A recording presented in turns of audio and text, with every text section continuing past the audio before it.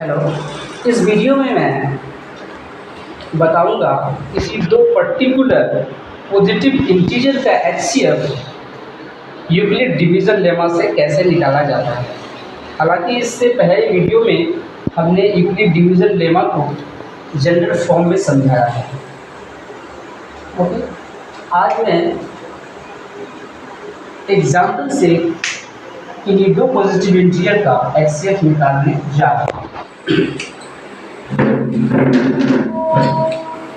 Suppose हमें निकालना है फाइंड एचसीएफ, ठीक है, HCF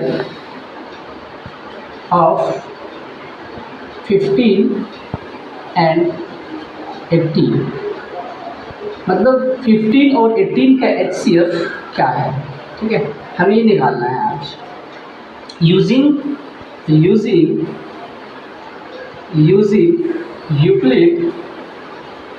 Euclid division lemma, division algorithm. अब इसको एल्गोरिथम भी बोल सकते हैं और लेमा भी बोल सकते हैं, एल्गोरिथम। तो सबसे पहला कंडीशन हमने पिछले वीडियो में बताया था यूक्लिड डिवीज़न लेमा में कि सबसे पहले ये ए के जगह पर है, ये बी के जगह पर है सपोज, ठीक है, या किसी को भी किसी जगह पर हम मान सकते हैं, ठीक है।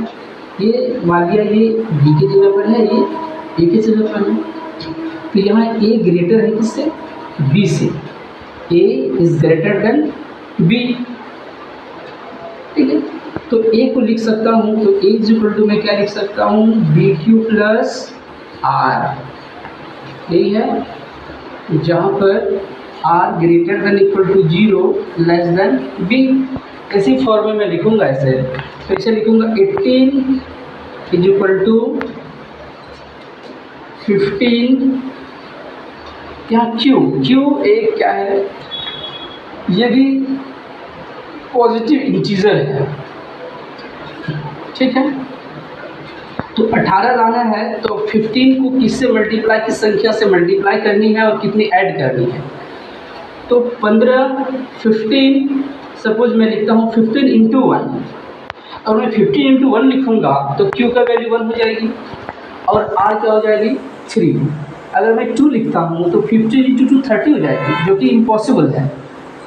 तो मैं क्या लिखूँगा, Q का वैल्यू क्या रखूँगा यहाँ पर 1, तो 15 इंटू 1 प्लस 3।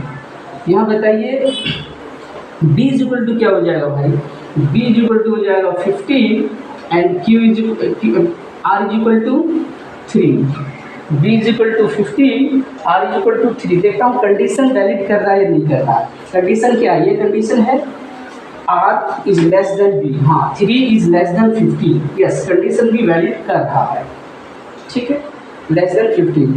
तब क्या होगी, और यहाँ R 0 के बराबर नहीं है, R is not equal to 0, R 0 के बराबर नहीं है।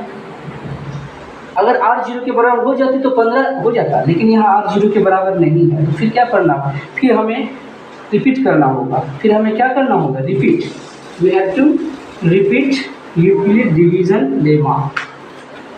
तो यहाँ क्या कंडीशन है, 3 इज लेस देन 15, इसी कंडीशन से देखिए 3 इज लेस देन 15 होगा, R is equal to 3 and B is equal to 15, 3 is less than 15। तो क्या मैं इस दोनों नंबर के लिए फिर से यूक्लिड डिवीज़न लेमा का इस्तेमाल नहीं कर सकता हूँ, कर सकता हूँ, फिर से मैं कर सकता हूँ। तो मैं फिर अप्लाई करूँगा इस दो नंबर के बीच, ठीक है। इसमें ये नंबर ज़्यादा है, ये कम है, इसका मतलब ये ए के जगह पर आ जाएगा, ये बी के जगह पर आ जाएगा। ये नंबर क्या होगी, ए के जगह पर होगी, बी के जगह पर। तो मैं फिर लिखूँगा 15 is equal to b cube 3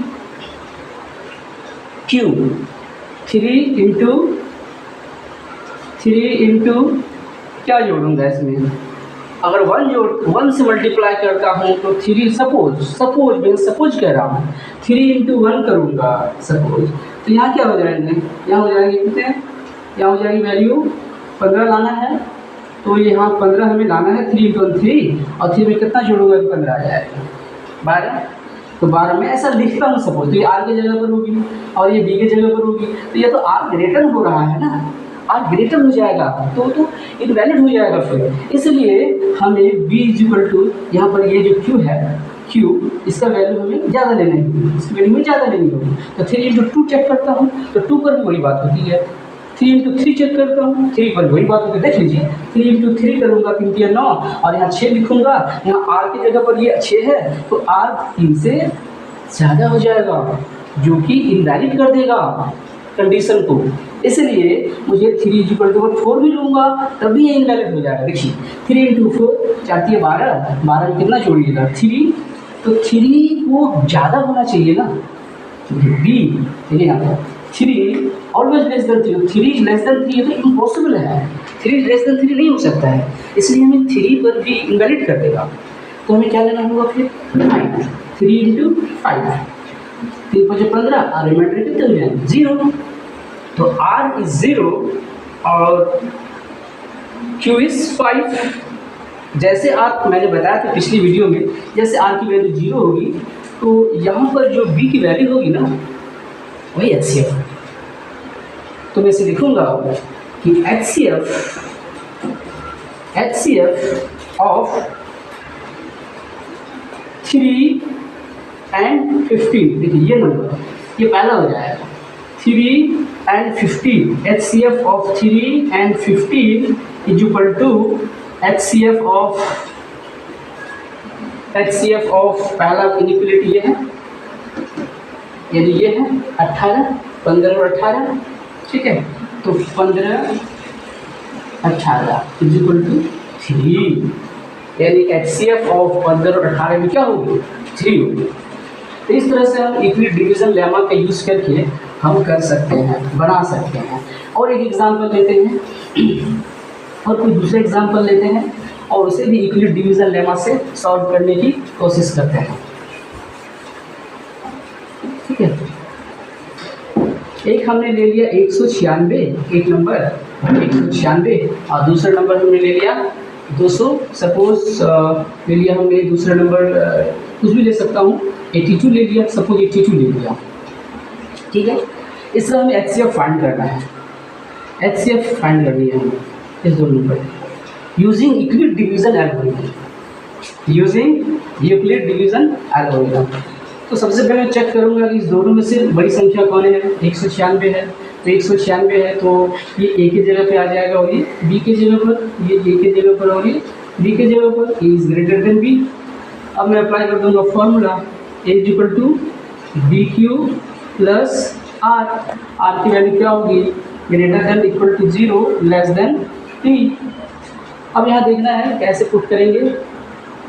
ए 196 को मैं लिख सकता हूँ बी क्यू 82 इंटू यहाँ पर क्यू की वैल्यू क्या होगी अब प्लस आर। 82 1 जा, अगर 82 को मैं यहाँ पर लिखूँगा 82 गुना 1 कितना होगा जी 82 गुना 2, 2 दूनी 4 8 दूनी 16, 164, ठीक है 164। 82 इंटू 3 ये कितना हो जाएगा 3 दूनी 6 8 या 24, 246, 3 दूनी 6 8 246, ये तो होगा ही नहीं, तो इम्पॉसिबल है क्योंकि 196 से काफ़ी ज़्यादा है 246। तो इसी पर मुझे सोचना होगा 82 इंटू 2 164, 164 में कितना जोड़िएगा 196 हो जाएगा, तो होगी रिमाइंडर। तो 82 इंटू 2 2 दूनी 4 8 दूनी 16, ये 164, 196 में मैं 164 माइनस करूँगा, 6 माइनस 4 2, 9 माइनस 6 3, 32, क्या हो जाएगा 32। कंडीशन इज वैलिड हियर, ये आर की जगह पर है, ये बी की जगह पर है, ये क्यू की जगह पर है, ये ए की जगह पर है। यहाँ पर देखिए r is greater than equal to 0 less than b, 32 is less than b 82। अब फिर इस दो नंबर के लिए फिर हम इक्विलिब्रियम डिवीजन एल्गोरिथम को फिर रिपीट करेंगे। तो ये फिर क्या हो जाएगा 82 is equal to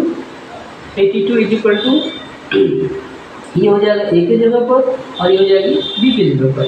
82 is equal to 32 into, अब 32 किससे मल्टीप्लाई करनी है 32 किससे मल्टीप्लाई करनी है, टू में चेक करूँगा 32 इंटू 1, 32 इंटू 2, 2 4 64, और 32 इंटू 3, 3 6 और 3 96। ये तो पॉसिबल है, इसी पर सोचूंगा 32 को मुझे 2 से मल्टीप्लाई करना होगा और प्लस कितने ऐड करने होंगे, तो 64 82 में 64 माइनस कर देना है, 64 माइनस कर देना, 12 माइनस 4 8, ये 7 माइनस 6 18, ये क्या हो जाएगी रिमाइंडर 18। अब देखिए 18 या r की जगह पर है, ये q की जगह पर है और ये b की जगह पर है। यहाँ पे देखिए कंडीशन वैलिड है, r is less then p, 18 is less then b 32। फिर अब इस दो नंबर के लिए फिर अब इक्वल डिवीजन एल्गोरिथम फिर अप्लाई करेंगे, तो फिर जो अप्लाई करेंगे तो देखिए फिर फॉर्म क्या होगा, 18 एंड 32, इसमें देखिए 32 ज़्यादा है तो ये b की जगह हो जाएगा, ये आपका किसकी जगह हो जाएगा, a की जगह पर और ये b की जगह पर, ठीक है। a is greater than b, a is equal to b2 plus r, 32 को मैं लिख सकता हूँ 18 इंटू q क्या है, फिर मैं फाइंड करूँगा अभी और प्लस r, तो फिर फाइंड करने के लिए मैं फिर यहाँ लिखूँगा 18 इंटू 1 18 इंटू 2 36, तो ये तो होगा नहीं क्योंकि ये ज़्यादा हो रहा है 32 से, तो 18 इंटू 1 18, अब 18 में कितना जोड़ूंगा 32 2, इसके लिए हमें क्या करना है 32 में 18 को माइनस करना है, 12 माइनस 8 4 और ये 2 माइनस 1 14, क्या हो जाएगी 14। अब देखिए ये r की जगह पर, ये q की जगह पर है, ये b की जगह, अभी भी कंडीशन वैलिड है, r is less then b, means 14 is less then 18। अब फिर मैं इसके लिए अप्लाई करूँगा डिवीजन एल्गोरिथम 14 और 18 के लिए, 14 इज लेस देन 18, फिर मैं इसके लिए अप्लाई करूँगा, तो फिर मैं लिखूँगा 18 is equal to 14 into 1 plus 4